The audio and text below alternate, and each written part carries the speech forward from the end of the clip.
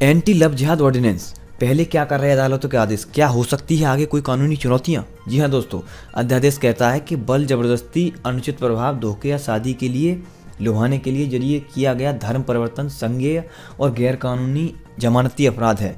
इसमें महिला या SC/ST एक्ट समुदायों के लोगों के धर्म परिवर्तन पर 3 से 5 साल की सजा का प्रावधान है, जबकि सामूहिक धर्म परिवर्तन पर यह सजा 3 से 10 साल तक की हो सकती है। उत्तर प्रदेश सरकार की ओर से मंगलवार को गैर कानूनी धर्म परिवर्तन के खिलाफ अध्यादेश को मंजूरी देने के बाद नई बहस ने जन्म ले लिया है। गैर कानूनी धर्म परिवर्तन को कुछ बीजेपी नेताओं की ओर से लव जिहाद का नाम दिया गया है। यह घटनाक्रम पिछले महीने यूपी के गाजियाबाद में कई दलित परिवारों के बौद्ध धर्म में सामूहिक धर्म परिवर्तन के बाद सामने आया है। अध्यादेश में कहा गया है कि बल, जबरदस्ती, अनुचित प्रभाव, शादी या धोखे शादी के लिए लुभाने के लिए जरिए किया गया धर्म परिवर्तन संज्ञेय और गैर कानूनी जमानत अपराध है। इसमें महिलाओं या SC/ST समुदायों के लोगों के धर्म परिवर्तन पर 3 से 5 साल की सजा का प्रावधान है, जबकि सामूहिक धर्म परिवर्तन पर यह सजा 3 से 10 साल तक की हो सकती है। कोई भी व्यक्ति जो धर्म परिवर्तन करना चाहता है उसे यह निर्धारित फॉर्मेट में जिला मजिस्ट्रेट को 2 महीने एडवांस में सूचना करना होगा। लेकिन यह अध्यादेश अगर यूपी की राज्यपाल आनंदीबेन पटेल की ओर से हस्ताक्षर करने के बाद कानून में बदल दिया जाता है तो इसे अदालतों के सामने कानूनी चुनौतियों का सामना करना पड़ सकता है। अभी तक अदालतों ने क्या आदेश दिए हैं? जी हाँ दोस्तों, 11 नवंबर को इलाहाबाद हाई कोर्ट ने सलामत अंसारी केस में व्यवस्था दी कि किसी व्यक्ति के बालिग होने पर उसे वैधानिक तौर पर जीवन साथी चुनने का अधिकार हासिल होता है। ये फैसला हालांकि धर्म परिवर्तन की वैधता और मान्यता को लेकर कुछ नहीं कहता, लेकिन इसने ये माना कि 2 बालिगों को शादी की प्रकृति में एक रिश्ते में रहने का अधिकार है, अगर वे दोनों अपनी मर्जी से ऐसा करना चाहते हैं या चुनते हैं तो।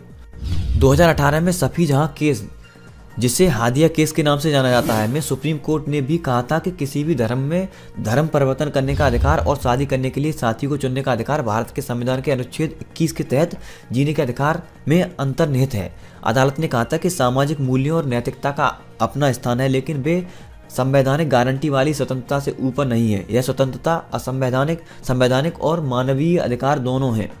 उस स्वतंत्रता से वंचित किए जाने को जो आस्था की दलील के विकल्प में समाई हुई है, अनुमति नहीं दी जा सकती। सुप्रीम कोर्ट की एक और बेंच ने 2018 सत्य वाहिनी केस में अपने फैसले में कहा था कि 2 बालिग अगर मर्जी से शादी करते हैं तो उसमें दखल नहीं दिया जा सकता। ये केस ऑनर किलिंग और जीवनसाथी चुनने के अधिकार से जुड़ा था। कोर्ट ने कहा था इस तरह के अधिकार को संवैधानिक कानून की मंजूरी हासिल है और जब इसकी पहचान हो जाती है तो उपरोक्त अधिकार की रक्षा की जानी चाहिए और इससे क्लास ऑनर या किसी अवसाधारण के आधार पर बनाई गई ग्रुप की सोच के तहत आगे झुकने नहीं दिया जा सकता। ऐसी अवधारणा जिससे दूर दूर तक किसी तरह की वैधता हासिल नहीं है। इन राज्यों में लागू है धर्म परिवर्तन विरोधी कानून। जी हाँ दोस्तों, धर्म परिवर्तन विरोधी कानून 8 राज्यों में लागू है। ओडिशा, मध्य प्रदेश, छत्तीसगढ़, अरुणाचल प्रदेश, गुजरात, हिमाचल प्रदेश, झारखंड और उत्तराखंड। ये सारे कानून बल, प्रलोभन और धोखाधड़ी से धर्म परिवर्तन की दंडित करना चाहते हैं। हालांकि किसी ने भी प्रलोभन देकर की गई शादी का दंडनीय अपराध के तौर पर जिक्र नहीं किया है।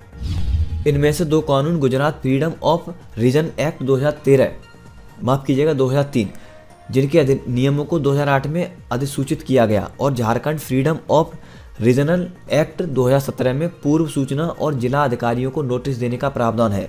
झारखंड अधिनियम की संवैधानिक वैधता का झारखंड हाईकोर्ट में चुनौती दी गई है और मामला लंबित है। मध्य प्रदेश में कानूनों में समान प्रावधानों को जोड़ने के कदम का एक राज्य के राज्यपालों की ओर से पिछले कुछ वर्षों में अवरोध किया जा सका है। ओडिशा और मध्य प्रदेश के फ्रीडम ऑफ रीजनल एक्ट्स क्रमशः 1967 और 1968 में पास हुए हैं।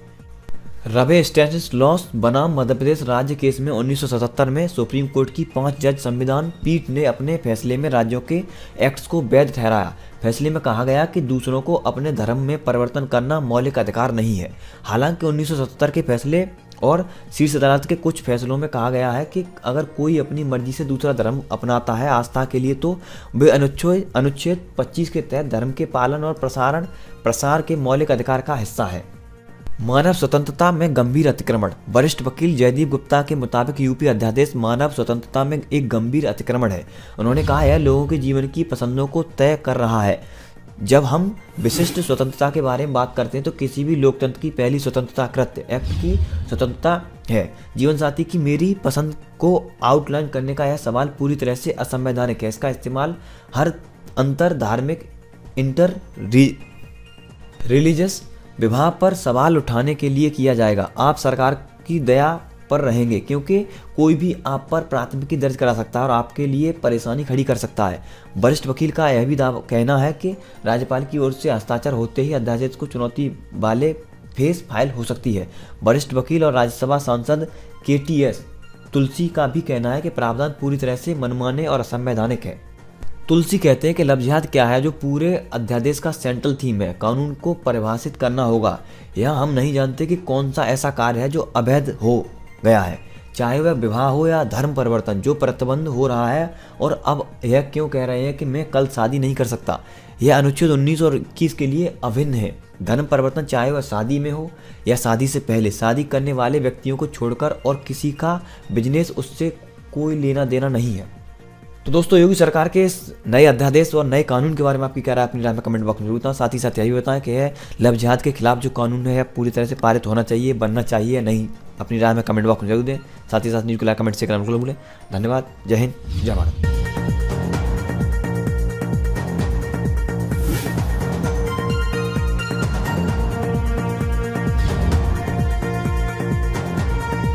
वीडियो देखने के लिए धन्यवाद। अगर वीडियो पसंद आया तो इसे लाइक करें, अपने दोस्तों के साथ शेयर करें और आगे भी ऐसी वीडियो देखते रहने के लिए हमारे चैनल को सब्सक्राइब करके घंटा बजाना ना भूलें। धन्यवाद। आपका दिन शुभ हो।